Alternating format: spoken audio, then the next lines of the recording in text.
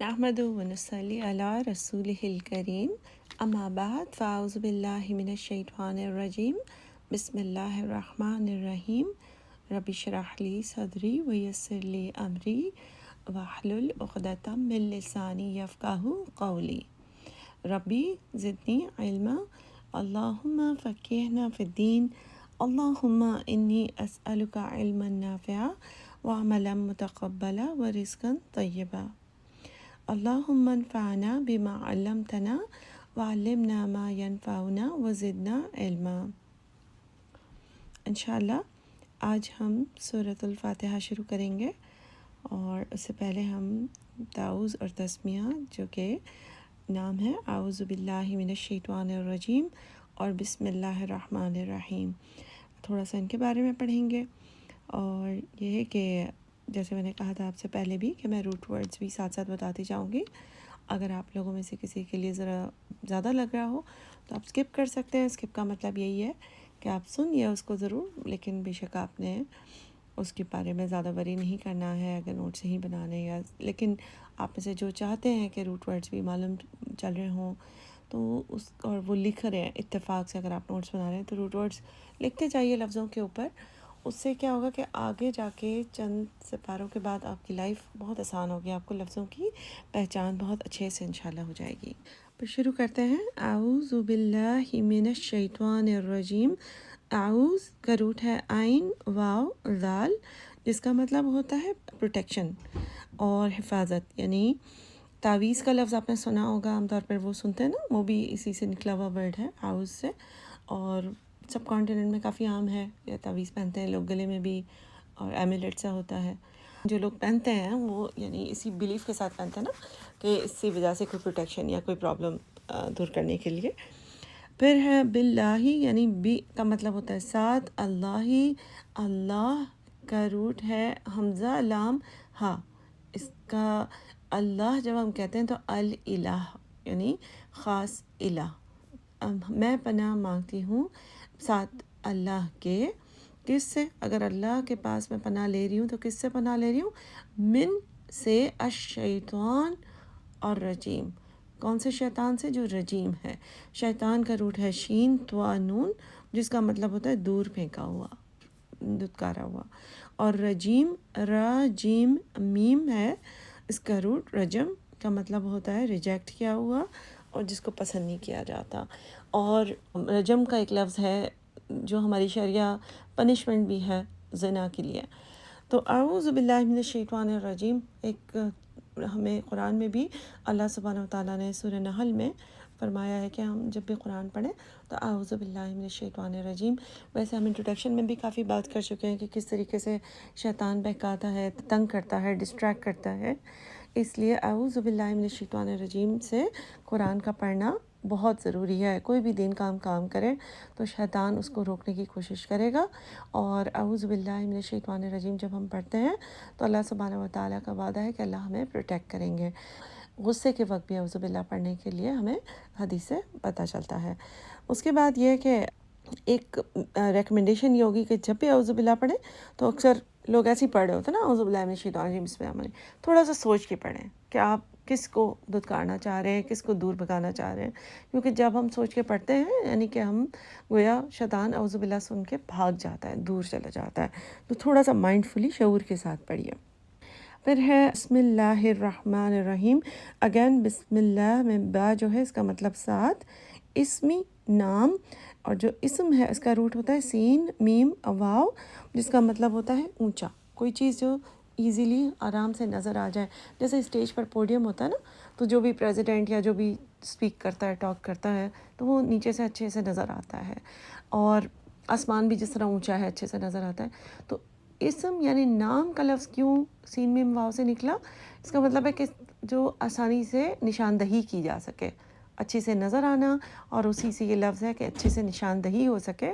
تو نام جو ہے اسم، وہ ایسی چیز ہے کہ جو انسان کے علیحدہ علیحدہ ہوتا ہے، اپنے ناموں کی وجہ سے وہ ایزیلی پہچانے جا سکتے ہیں۔ بسم اللہ، اللہ کے نام کے ساتھ میں شروع کرتی ہوں۔ پھر اللہ کے بارے میں ہے الرحمن الرحیم، جو کہ رحمان بھی ہے اور رحیم بھی ہے۔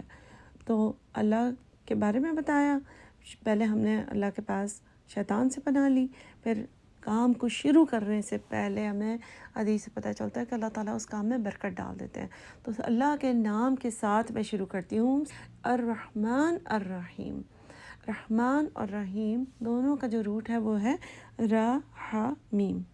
تو اس کا مطلب ہے کہ اس خدا کے نام سے کہ جو بہت رحم کرنے والا ہے، یعنی روٹ دونوں کا سیم ہے۔ جس طرح ماں کا جو رحم ہوتا ہے نا، وہ بھی را ہا میم ہے۔ جس طرح سے ایک بچے کو پیدا ہونے سے پہلے کوئی فکر نہیں ہوتی ہے، کیونکہ اسے پتہ ہے کہ وہ رحم جو جگہ ہے وہ رحم کرے گا اس کے اوپر، ماں رحم کرے گی اس کے اوپر، اور خود ہی اس کے نہ اسے ٹینشن لینے کی ضرورت ہے خوراک کی، نہ یہ کہ سردی گرمی کوئی پریشانی، لوگوں سے بچانا، ہر طریقے سے اس کا خیال رکھنے کے لیے رحم اس کا خیال کرے گا، اس کی ماں اس کے رحم میں اس کا خیال کرے گی۔ اسی طریقے سے رحم سے آپ میننگ سمجھ رہے ہوں گے کہ جو مطلب ہماری فکریں لے لیں، ہم پر ہماری مشکل کے وقت رحم کرے، ہمیں بچاؤ دے۔ تو رحمان اور رحیم میں جو فرق ہے وہ یہ کہ رحمان بڑے پیمانے پہ رحم کرنے والا، جس میں ہر کوئی انسان جانور ہر ایک کے اوپر رحم کرنے والا ہے، اور رحیم خاص اسپیشل رحم ہے مسلمانوں کے لیے خاص طور پہ۔ دوسرا جو معنی ہے فرق رحم اور رحمان اور رحیم میں کہ رحمان اتنے بڑے اسکیل پر کہ چاہے بڑے سے بڑا گناہ ہوگا، چاہے چھوٹے سے چھوٹا گناہ ہوگا، اللہ سبحانہ و تعالیٰ سے توبہ کی جائے تو پھر اللہ تعالیٰ معاف فرما دیں گے۔ اور رحیم کا مطلب ہوتا ہے بار بار معاف کرنے والا۔ اکثر گناہ ہم ایسے ہوتے ہیں کہ جس میں اچھے سے توبہ بھی کر لیتے ہیں، اللہ تعالیٰ اب ہم نہیں کریں گے یہ، لیکن ہم پھر بھی کر جاتے ہیں، ہم پھر بھی سلپ ہو جاتے ہیں، اور دوبارہ ہم اللہ سے توبہ کرتے ہیں تو اللہ تعالیٰ ہمیں دوبارہ معاف کر دیتے ہیں، پھر سے ہمیں موقع دیتے ہیں۔ لیکن دنیا میں آپ کبھی کسی انسان سے یہ چیز ایکسپیکٹ کر سکتے ہیں کہ کوئی اتنا زیادہ ہم پر رحیم ہو کہ ہم غلطی کر رہے ہوں، بار بار وہی غلطی کریں، اور اگلا تو ہم سے اکتا جائے گا، کہے گا کہ یہ کیا مسئلہ ہے، تو میں بار بار ایک چیز کر رہا ہوں، سمجھایا بھی ہے کافی مرتبہ، اور اگر ہم کہیں گے بھی سوری تو کہیں گے نہیں تمہاری عادت ہے۔ لیکن اللہ تعالیٰ کا یہ نام، یہ چیز ہمیں ایک چیز انوائٹ کرتا ہے کہ ہم توبہ جتنی بار بھی کریں گے اللہ تعالیٰ کو رحیم پائیں گے۔ ٹھیک ہے، اس طرح شروع کرتے ہیں انشاءاللہ اللہ کے نام کے ساتھ۔ پھر سورہ فاتحہ شروع کرتے ہیں۔ فاتحہ کا روٹ ہے فاتحہ، جس کا مطلب ہوتا ہے کھلنا، اور جیت کو بھی کہتے ہیں وکٹری، فتح، سورہ فتح بھی ہے نا آگے۔ اور سورہ فاتحہ مکی سورہ ہے، اور اس میں 7 آیات ہیں۔ فتح جو چابی ہوتی ہے اس کو بھی عربی میں مفتاح کہتے ہیں۔ اور سورہ فاتحہ جب نازل ہوئی، نبی صلی اللہ علیہ وسلم جبریل علیہ السلام کے ساتھ بیٹھے ہوئے تھے، اور ایک زوردار سی آواز آئی، تو نبی صلی اللہ علیہ وسلم نے جبریل علیہ السلام سے پوچھا کہ یہ کیا آواز ہے، تو انہوں نے فرمایا کہ آج آسمان کا کوئی دروازہ کھلا ہے جو پہلے کبھی بھی نہیں کھلا، اور ایک ایسا فرشتہ نکلا ہے جو پہلے کبھی نہیں آیا، اور اللہ سبحانہ و تعالیٰ نے ان کے ساتھ آپ کے لیے 2 نور بھیجے، یعنی آج نبی صلی اللہ علیہ وسلم کو 2 نور ملے ہیں، جس کا مطلب ہے کہ جس کا انہوں نے ایکسپلین کیا کہ ایک نور ہے سورہ فاتحہ، اور ایک ہے سورہ بقرہ کی آخری 2 آیات۔ تو گویا یہ اتنی امپورٹنٹ ہے کہ مطلب وہی ساری امپورٹنٹ ہے، لیکن اللہ سبحانہ و تعالیٰ نے اس کو لائٹ 2 نور فرمایا، تو یہ ہمارے لیے نور ہے، روشنی ہے، صرف اسی کو سمجھ لینے سے ہماری لائف میں روشنی آ جائے گی۔ اسی لیے یہ ہماری ہر نماز کی ہر رکعت میں یہ اس کا حصہ ہے، کیونکہ اس کے بغیر حدیث ہے نبی صلی اللہ علیہ وسلم کی کہ نماز کی رکعت سورہ فاتحہ کے بغیر انویلڈ ہے، یعنی وہ مانی نہیں جائے گی۔ اس کے علاوہ آپ دیکھیں کہ سورہ فاتحہ میں شفا ہے، یہ نبی صلی اللہ علیہ وسلم نے فرمایا، اور ہمیں نبی صلی اللہ علیہ وسلم کی سیرہ سے کچھ واقعات بھی اس طرح ملتے ہیں کہ کسی کی بیماری، یا کبھی کسی کو سانپ نے ڈس لیا تھا، اور اس طرح کے موقعوں پر نبی صلی اللہ علیہ وسلم نے یہ پڑھنے کو کہا، کہیں پر کسی کے سر میں درد ہے تو 7 مرتبہ پڑھنے کو کہا، اور اس طرح سے ہمیں ملتا ہے کہ جہاں پہ درد ہو تو وہاں پہ ہاتھ رکھ کے 7 مرتبہ پڑھا جائے تو انشاءاللہ تعالیٰ وہ درد ٹھیک ہو جائے گا۔ ظاہر ہے میڈیکلی بھی ہمیں جو دوائی لینے کی، یا کوئی بینڈیج یا کوئی زخم ہے، اس چیز کو اس طرح سے بھی کرنا چاہیے، لیکن اللہ سبحانہ و تعالیٰ نے ہمیں جو مسنون عمل بتایا ہے وہ بھی ساتھ ساتھ کرنا چاہیے عقیدے کے ساتھ انشاءاللہ تعالیٰ۔ اس کے علاوہ سورہ فاتحہ کی بہت خوبصورت بات یہ ہے کہ جس طریقے سے میں نے آپ کو پہلے یہ حدیث بتائی تھی نا کہ قرآن کے ہر حرف کے پڑھنے کے 10 نیکیاں ملتی ہیں، ٹھیک ہے. اور نبی صلی اللہ علیہ وسلم نے فرمایا کہ سورہ فاتحہ کو پڑھنے کا پورے باقی قرآن کے پڑھنے سے 10 گنا زیادہ ثواب ہے. تو اگر آپ دیکھیے کہ چونکہ سورہ فاتحہ میں 113 حروف ہیں، ٹھیک ہے، تو اس کو اگر ہم ملٹیپلائی بائی 10 کریں تو 1130 1130 نیکیاں ملتی ہیں. لیکن چونکہ اس کے بارے میں یہ حدیث ہے کہ باقی قرآن سے 10 گنا زیادہ ثواب ملتا ہے، تو ایک سورہ فاتحہ صرف ایک بار پڑھنے سے ہمیں 11,300 نیکیاں ملتی ہیں.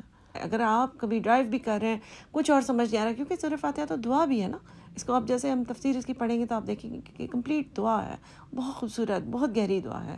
تو اس میں آپ اگر کچھ اور سمجھ نہیں آتا، آپ چل رہے ہیں، واک کر رہے ہیں، ڈرائیو کر رہے ہیں، بزی ہیں، برتن دھو رہے ہیں، سورہ فاتحہ پڑھ لیں گے تو آپ کو نہ صرف 11,300 نیکیوں کا ثواب ملے گا، بلکہ آپ کے حق میں دعا بھی قبول ہوگی. اور اس میں جب آپ دعا پڑھیں گے آپ دیکھیں گے کہ بہت ہی خوبصورت، یعنی آپ کی کمپلیٹ آپ کا ریلیجن ہے اس کے اندر. اب ہم دیکھتے ہیں کہ سورہ فاتحہ کے لیے بہت سارے نام ہمیں ملتے ہیں حدیث سے. ایک اس کا نام ہے القرآن، یعنی کا مطلب ہوتا ہے مدر، ماں قرآن کی، ٹھیک ہے. دوسرا اس کا نام ہے شفا، جیسے کہ میں نے آپ کو بتایا کہ ہمیں نبی صلی اللہ علیہ وسلم کی حدیث سے کافی اس چیز کا پروف ملتا ہے کہ اس سورہ میں بہت شفا ہے. الکتاب، کتاب، اگین ماں، اور کتاب یعنی اس میں ساری کتابوں کی ماں بھی ہو سکتا ہے، اور جو قرآن ہے وہ سارے جو چیپٹرز ہیں اندر اس کی کتاب، ٹھیک ہے. اور پھر ہے اساس، اس کا مطلب ہوتا ہے خزانہ، ٹریجر، ایک یہ بھی ہے سورہ اساس اس کا نام. ایک ہے سورہ الحمد، حمد کا مطلب اور بھی ہم ڈیٹیل میں پڑھیں گے، لیکن اس کا مطلب ہوتا ہے حمد یعنی تعریف بھی اور شکر بھی. اور پھر سورہ فاتحہ یعنی اوپننگ. تو جب کسی بھی چیز کے آگے لگ جاتا ہے نا تو وہ بن جاتی ہے خاص، ٹھیک ہے. جیسے سورہ الفاتحہ یعنی خاص اوپننگ، تو یہ قرآن کی اوپننگ ہے، سب سے پہلی سورہ ہے. اور جب ہم دیکھتے ہیں کہ اللہ سبحانہ و تعالیٰ نے اسے قرآن میں ہی بتایا ہمیں کہ یہ سب سے زیادہ پڑھی جانے والی 7 آیات ہیں، تو اللہ سبحانہ و تعالیٰ نے یہ خاص ہمارے لیے ایک وکٹری کا ذریعہ بنایا، ایک شفا کا ذریعہ بنایا. یعنی ایک ہماری جیت کا مطلب ہمیشہ ضروری نہیں ہے کہ بظاہر ہم جیت رہے ہیں کوئی چیز، لیکن جیت کا مطلب یہ ہے کہ ہم اپنے ہی حساب سے چیزوں کو صحیح طریقے سے کر رہے ہیں. یہی ون ہے نا.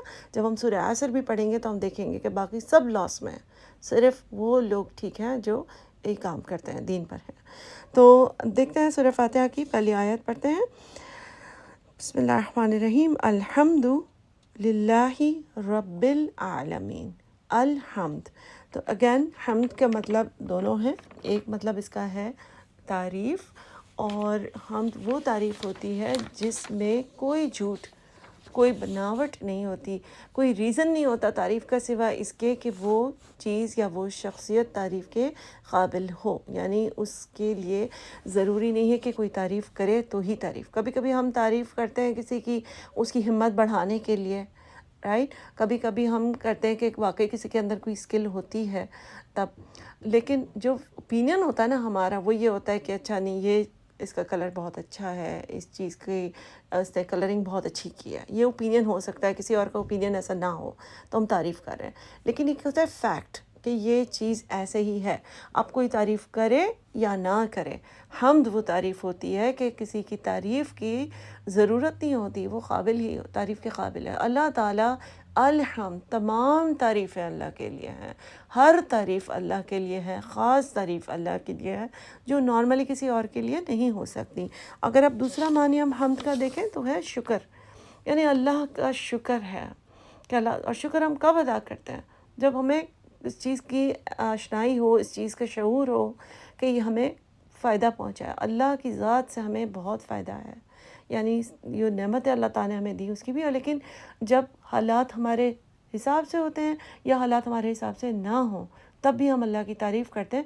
جیسے کہ نبی صلی اللہ علیہ وسلم کی سنت سے پتہ چلتا ہے کہ جب حالات سازگار نہ بھی ہوں، دیکھیں زندگی میں ہمارے ساتھ بھی بہت ساری چیزیں ہیں، لوگ بیمار بھی ہوتے ہیں، بچے پریشان بھی کرتے ہیں، تکلیفیں بھی آتی ہیں، زخم لگ جاتا ہے، کوئی درد ہو رہا ہے، کوئی ازدواجی تعلقات لوگوں کے ٹھیک نہیں ہوتے، فائنینشیل پرابلمز ہوتے ہیں. تو نبی صلی اللہ علیہ وسلم نے ہر حال میں اللہ کی تعریف بیان کیا، الحمدللہ الذی علی کل حال. تو ہمارا بھی اگر ہم مسنون عمل کرنا چاہتے ہیں تو اس چیز کو ہم یاد رکھیں کہ الحمد کرنے کا، یعنی کہ جیسے اگر کوئی آپ سے پوچھتا بھی آپ کیسے ہیں تو آپ کہیے الحمدللہ، کیونکہ اس کے بارے میں بھی حدیث ہے کہ جو انسان الحمدللہ کہتا ہے تو آسمان سے زمین تک اس کے لیے نیکیاں بھر دی جاتی ہیں اور اس کے ترازو میں ڈال دی جاتی ہیں. تو اکثر لوگ شرمندہ ہوتے ہیں، اکثر لوگ سمجھتے ہیں کہ اچھا بڑا ماڈرن قسم کا فائن تھینک یو اس طرح کی چیزیں بولنے سے ہی اچھا لگیں گے ہم ذرا، ورنہ ہم پسماندہ لگیں گے. تو اس سوچ کو بدلیے، دیکھیں کہ میرے لیے آخرت کے لیے میں کرنسی کیسے جمع کروں جو مجھے ضرورت ہوگی. ٹھیک ہے. اس کے علاوہ میں نے آپ کو بتا دیا کہ آپ چلتے پھرتے اس میں پڑھیں گے تو آپ ایک میں نے آپ کو بتایا نیکیوں کا ثواب ملے گا کتنی، 11,300. ٹھیک ہے. اس کے علاوہ میں نے کہا آپ چلتے پھرتے پڑھیں گے، آپ کو دعا آپ کی طرف سے مانگی جائے گی، دعا ایک ہے اس کے اندر. اور تیسری ابھی کہ ہم نے شکرانہ اللہ کا شکر ادا کریں گے، جس کے بارے میں اللہ تعالیٰ نے فرمایا کہ جو شکر ادا کرے گا تو میں اس کو اور دوں گا.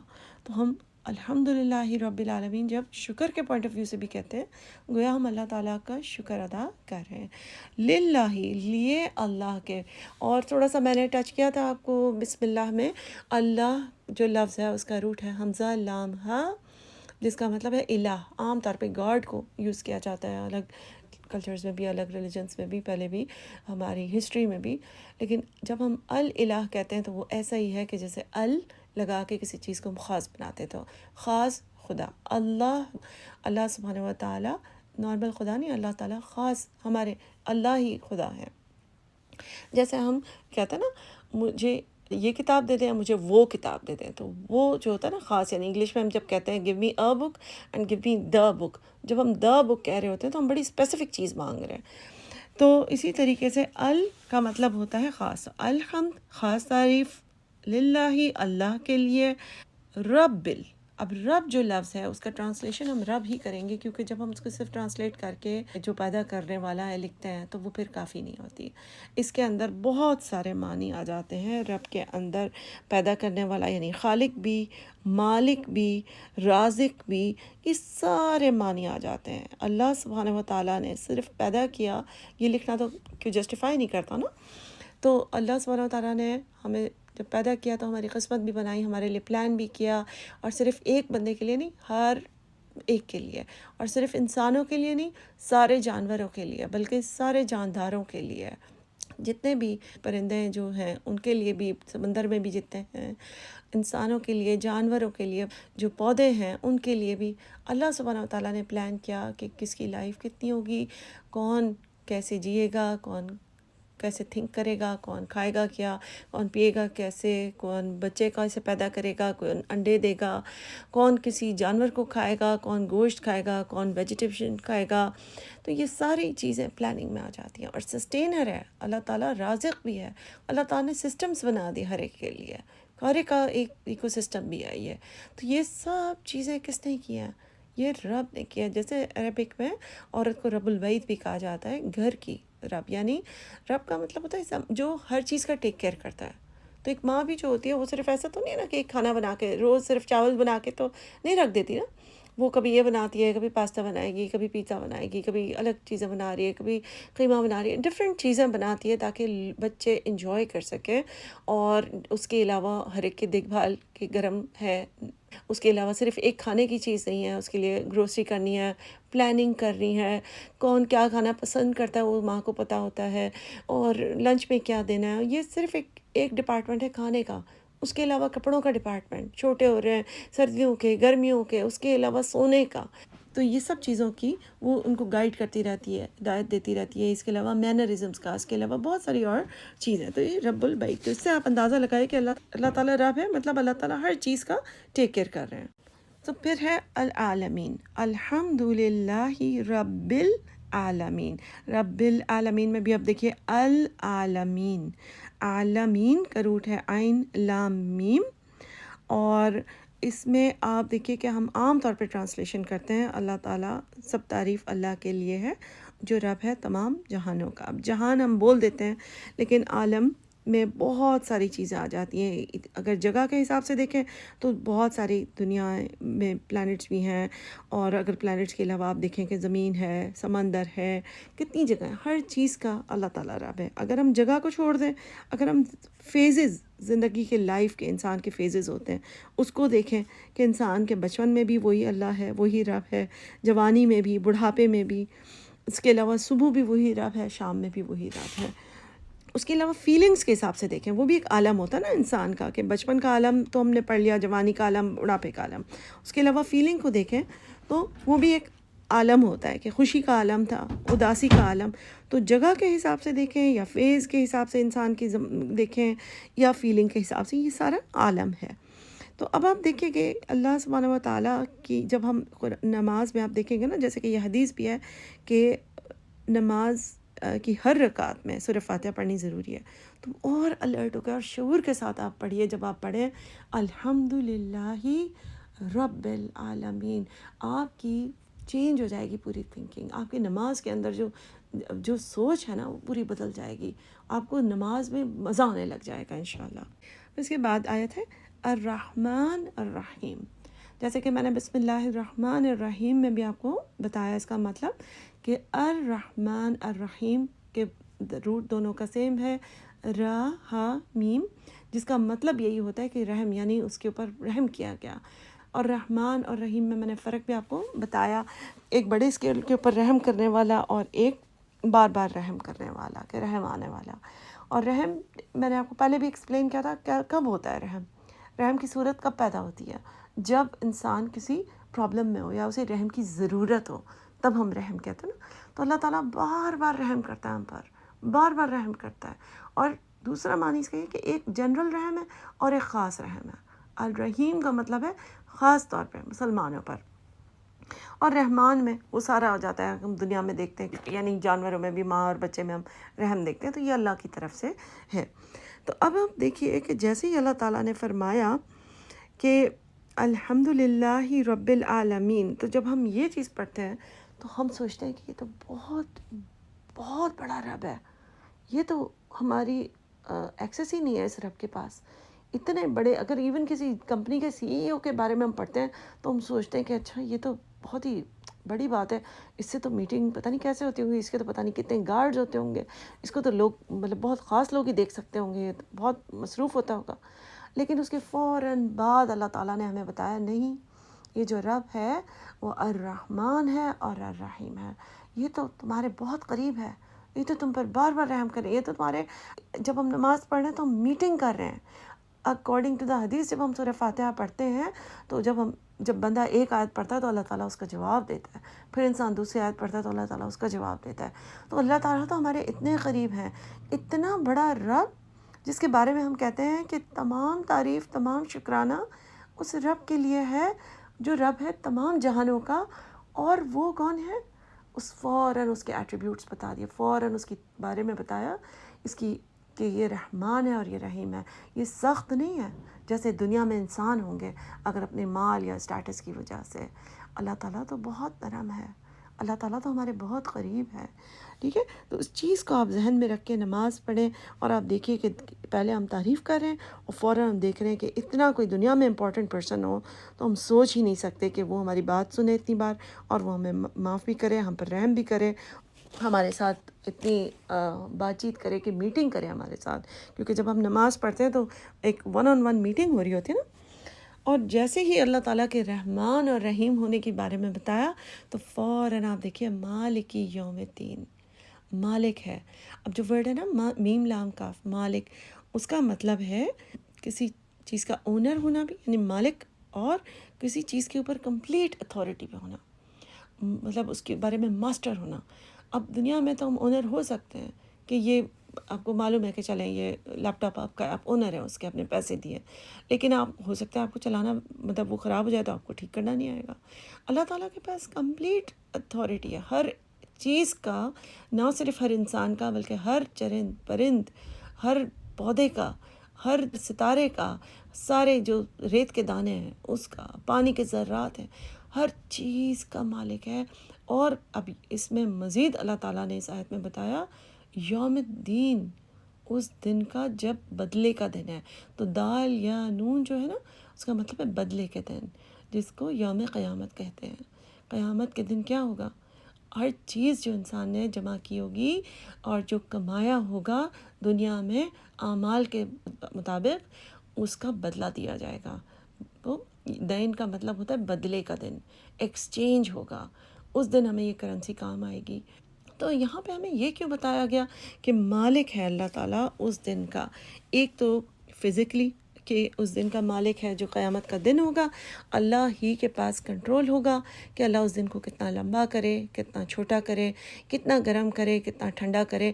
ہر الگ الگ انفرادی طور پر ہر انڈیویجول کے لیے ہر ایک کو ٹیمپریچر محسوس فرق ہو رہا ہوگا، کیونکہ اللہ تعالیٰ نے بتایا ہے کہ صدقے کے سائے میں لوگ ہوں گے اپنے. تو کس طریقے سے ہوگا؟ اسی دن کے اندر وہ لوگ ٹھنڈک میں ہوں گے، کچھ لوگ اللہ کے عرش کے سائے تلے ہوں گے، اور اللہ سبحانہ و تعالیٰ ہر ایک کا اعمال نامہ اس دن ہر ایک کے سامنے بتائیں گے. تو یہ کس طرح سے ہوگا یہ اللہ سبحانہ و تعالیٰ جانتے ہیں کہ وہ لمبائی کس طرح سے کسی کے لیے طویل کر دیں گے اور کسی کے لیے آسان کر دیں گے. اس دن میں کچھ لوگ بہت خوشی سے اپنی کتاب پڑھ رہے ہوں گے. دوسرا مالک کا یہ بھی مطلب ہے یوم الدین کہ اللہ سبحانہ و تعالیٰ اس دن انسان کو جو یعنی کہ جیسے پیچھے پڑھا نا کہ الرحمن ہے الرحیم ہے اللہ سبحانہ و تعالیٰ، تو پھر کیسے اگر اتنا رحمان رحیم ہے تو پھر اس دن بدلے کا کیا مطلب ہے؟ ہر ایک کو کیوں نہیں معاف کرے گا؟ تو اس کو اس چیز سے سمجھیے آپ. دیکھیے کہ دیکھیں اللہ تعالیٰ نے کوڈ بتایا نا کہ زندگی گزارنے کا طریقہ ہے، ٹھیک ہے، اور اگر ہم اس کے حساب سے نہیں گزاریں گے، جیسے ایک اسکول بتاتا ہے، ایک ٹیچر بتاتا ہے کہ اس طریقے سے میری کلاس میں کام ہوگا. اگر جو بچہ اپنی اسائنمنٹس ٹائم پہ دے رہا ہوتا ہے اور جب وہ کبھی نہیں بھی دے سکتا یا ٹیسٹ میں عام طور پہ وہ تیاری کر کے آتا ہے لیکن کسی دن وہ بیمار ہے اور وہ اس دن اسائنمنٹ نہیں دے سکتا، تو اس پر رحم کیا جائے گا. لیکن ایسا تو نہیں ہے، یہ بات ٹھیک تو نہیں ہوگی کہ سارے بچے جو کام دیتے ہیں جمع کراتے ہیں اور جو نہیں جمع کراتے اور جو بہت اچھے سے پڑھ رہا ہے اور جو بہت برا پڑھ رہا ہے ہر ایک کو سیم نمبر سے پاس کر دیا جائے یا ہر ایک کے ساتھ سیم معاملہ کیا جائے. تو یہ پھر مناسب بات تو نہیں ہوگی. یہ تو پھر جو اچھا کرنے والا ہے وہ بھی سوچے گا کہ میں برا ہی کروں یا اسے مزہ نہیں آئے گا. تو اللہ تعالیٰ نے دنیا میں ایک وقت رکھا ہمارے لیے، جیسے کہ کوئی ماں باپ اپنے بچوں کو کالج بھیجیں اور کہیں کہ اچھا یہ فیس ہے، یہ میں بھروں گا، یہ تمہارے رہنے کی ڈارم کی فیس ہے، یہ کھانے پینے کا ہے، بس اچھے سے پڑھنا، دوست اچھے بنانا. لیکن آپ دیکھتے ہیں کہ 4 سال کے بعد وہ بہت بگڑا ہوا ہے، اس نے تعلیم بھی مکمل نہیں کی اور پیسے سارے ڈبو دیے. کیا آپ اسے سوال نہیں پوچھیں گے؟ تو مالک یوم الدین سے یہی مراد ہے کہ جو غلط کرتا ہے وہ بھی جواب دہ ہوگا اور جو ٹھیک کرتا ہے وہ بھی اس دن سرخرو ہوگا، وہ بھی اس دن خوش ہوگا، اور اس نے جو صبر کیا ہوگا اس کا بھی اس کو بدلہ ملے گا. تو اگر ہمارے ساتھ کوئی دکھی ہمیں کرتا ہے تو بھی ہم جب ہر نماز میں دن میں 5 مرتبہ اور ہر رکعت میں جب ہم پڑھیں گے مالک یوم الدین، تو ہمیں سکون ملے گا کہ اللہ ہے جو دیکھتا ہے کہ میں نے ٹھیک کیا. کیونکہ اگر کوئی ہمارے ساتھ غلط بھی کرتا ہے تو ہمیں تو یہی حکم ہے نا کہ ٹھیک کرنا ہے، ہم نے صحیح چیز کرنی ہے. تو جب ہم پڑھتے ہیں مالک یوم الدین، اس وجہ سے ہی جو یہ بات ہے نا کہ جو انسان ایک نماز سے دوسری نماز کا انتظار کرتا ہے تو اس کے گناہ معاف کر دیے جاتے ہیں. گویا میننگ اس کا یہی ہے کہ جو غور سے پڑھ رہا ہے کہ یا اللہ آپ اس دن صحیح فیصلہ کریں گے. اللہ تعالیٰ سب سے زیادہ انصاف کرنے والے ہیں، اور اللہ سے ہمیں یہی امید ہے کہ جہاں پر ہم نے کمپرومائز کیا، جہاں پہ ہم نے سیکریفائس کیا، اللہ تعالیٰ ہمارے درجات بلند فرمائیں گے اور اللہ تعالیٰ ہمارے گناہوں کو معاف کریں گے اور اللہ تعالیٰ ہمیں جنت کی بشارت دیں گے. تو اس وجہ سے یہ جو 3 ابھی تک ہم نے آیات پڑھی ہیں اس میں انٹروڈکشن تھا اللہ تعالیٰ سے ہم کہ اللہ تعالیٰ کیا ہستی ہیں اور ہمارا رب کتنا بڑا ہے. تو پھر ہمیں کہیں جانے کی، کہیں ڈرنے کی، کہیں پریشان ہونے کی ضرورت نہیں ہے. تھوڑی سی دیر کے لیے اپنے آپ کو یہ سوچوائیں کہ اگر کیا ہوتا کہ اگر اللہ سبحانہ و تعالیٰ رحمان نہ ہوتا، اگر اللہ رحیم نہ ہوتا. دیکھیے رحمان میں بڑے سے بڑا گناہ اور چھوٹے سے چھوٹے گناہ کا جو میں نے کہا نا، تو اس میں یہ ہے کہ زنا ہو، قتل ہو، وہ سب معاف. جیسے کہ ہم نے وہ حدیث پڑھی ہے کہ جس میں ایک شخص نے 99 قتل کیے تھے اور اللہ سبحانہ و تعالیٰ نے، یہ لمبی سٹوری ہے لیکن بات یہ ہے کہ اس کو بھی معاف کر دیا تھا. یعنی اس حد تک معاف کیا تھا کہ اس کو جس نے کہا کہ نہیں اب اللہ تمہیں معاف نہیں کرے گا، تو اس شخص نے اس کو بھی قتل کر دیا اور 100 قتل کر دیے، اور پھر اس کے بعد نیکسٹ کسی عالم نے اسے بتایا کہ تم کسی اور شہر میں بس جاؤ جہاں پہ نیک لوگ ہیں، تو پھر تمہاری توبہ قبول ہو جائے گی، تمہاری یہ نیت قبول ہو جائے گی۔ تو جب وہ چلنے لگا تو اس علاقے کی طرف جانے کے لیے تو اس کا انتقال ہو گیا۔ پھر اللہ سبحانہ و تعالیٰ نے فرشتے بھیجے کہ جس طرف وہ زیادہ قریب ہے جس لینڈ سے، اس کے حساب سے اس کا معاملہ ہوگا، اور اللہ تعالیٰ نے ڈسٹنس چھوٹا کر دیا اس علاقے کی طرف جہاں پر وہ جانے کی نیت کرا تھا، تاکہ اس کو معافی مل جائے۔ تو یہ ہے اللہ ہمارا رب رحمان۔ اللہ سبحانہ و تعالیٰ کے ساتھ ہمارا وہ تعلق ہونا چاہیے کہ اگر ہم غلطی کر بھی جائیں تو ہمیں معلوم ہو کہ ہم صحیح طریقے سے معافی مانگیں، توبہ کریں، تو ہمارا رب کوئی گناہ ایسا نہیں ہے جس میں معاف نہیں کر سکتا۔ تو کبھی بھی ہمیں مایوس نہیں ہونا چاہیے۔ اسی طریقے سے رحیم کے بارے میں بھی سوچئے، کتنے ہی ریکرنٹ، کتنے ہی ریگولر ہمارے والے گناہ ہیں کہ ہم کسی کے بارے میں برائی کرنے میں دیر نہیں لگاتے، گاسپ کرنے میں، بات کو ادھر سے ادھر پھیلانے میں دیر نہیں لگاتے، چھوٹے چھوٹے جھوٹ بولنے میں دیر نہیں لگاتے، حالانکہ ہم معافیاں مانگ رہے ہوتے ہیں، اللہ سبحانہ و تعالیٰ سے مانگتے ہیں ہم معافیاں۔ لیکن اللہ سبحانہ و تعالیٰ اگر رحیم نہ ہوتا تو غور کیجئے کہ اگر یہ صفات نہ ہوتی رحمان کی اور رحیم کی، اس کے بعد یہ بھی سوچے کہ اگر مالک یوم الدین اللہ نہ ہوتا، دنیا کا کوئی کنگ ہوتا، تو ہمیں کتنا خوف ہوتا کہ اس کو خوش رکھنا ہے، اور یہ تو مطلب ہماری بات نہیں مانے گا، وہ تو خالی امیروں کی بات مانے گا۔ لیکن ہمیں معلوم ہے، ہمیں تسلی ہے کہ اللہ ہی مالک ہے آخرت کا اور اس دن کا، یوم الدین۔ یعنی یہ ایک موٹیویشن ملتی ہے نا ہمیں کہ ہم اچھے ہی کام کریں، برے کام سے رکنے کی موٹیویشن، کیونکہ اللہ تعالیٰ جہاں ہمیں نیکیوں پر ہمیں ہمارے درجات بلند کرے گا، تو اگر ہم نے کسی کے ساتھ زیادتی کی ہوگی تو ہماری نیکیاں بھی ساری ختم ہو جائیں گی۔ اس لیے اس چیز کے اوپر غور کریں، جب نماز پڑھ رہے ہوں تو اس چیز کا فائدہ اٹھائیے کہ اللہ تعالیٰ نے سورہ فاتحہ کو ہر رکعت کا حصہ بنایا ہے۔ تو سورہ فاتحہ کے بارے میں چونکہ یہاں پر ہم پاز کریں گے تفسیر کو، تو میں آپ کو ایک چیز بتا دوں کہ 3 حصے ہیں گویا۔ ایک حصہ ہے جس میں اللہ کے بارے میں، مطلب اللہ کے بارے میں انٹروڈکشن آپ کہہ لیں، اللہ کے ساتھ تعارف، اللہ کے ساتھ آپ کا کنیکشن بنتا ہے، اور یہ بہت بڑے پیمانے پہ بنتا ہے۔ اور جو تیسرا حصہ ہے وہ دعا ہے، اور جو دوسرا حصہ ہے نا وہ پہلے اور تیسرے کو کنیکٹ کرتا ہے۔ وہ ہمیں اللہ کی بڑائی کے حساب سے ہم اللہ سبحانہ و تعالیٰ کو بتاتے ہیں کہ ہم آپ کی عبادت کرتے ہیں، اور پھر آگے ہم اللہ کی مدد مانگتے ہیں۔ تو انشاءاللہ ہم مزید آیات اگلے سیشن میں کریں گے۔ ابھی آپ اس کو ابزارب کریں، اس کو انجوائے کریں، اور دیکھیے کہ انشاءاللہ آپ کی نماز میں کوئی امپروومنٹ آ سکتی ہے انشاءاللہ۔ سبحانک اللہم و بحمدک، نشہد ان لا الہ الا انت، نستغفرک و نتوب الیک۔ السلام علیکم ورحمۃ اللہ وبرکاتہ۔